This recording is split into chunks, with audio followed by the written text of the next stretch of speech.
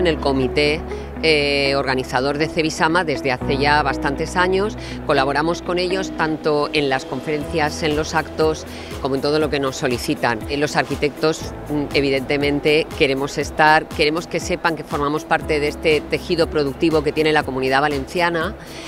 Prueba de ello es que cada año tenemos un stand mayor y que lo que venimos a contar es un poco qué es lo que hacen los arquitectos. Estamos aquí para atender a todos los visitantes de la feria que quieran saber en qué medida pueden el arquitecto recomendarles, ayudarles a hacer sus proyectos realidad.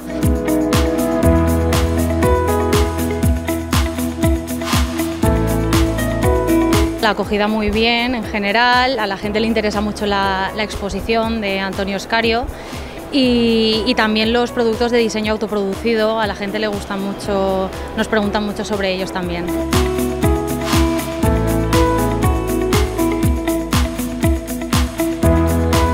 Formamos parte de la comisión ejecutiva de Cebisama, del comité. Eso significa que en el comité, en el que pertenecen muchas asociaciones de todo el sector, se cuenta con la opinión de los arquitectos para tomar decisiones en torno a cómo va a ser el certamen, las fechas, la idoneidad y cualquier problema que pueda surgir.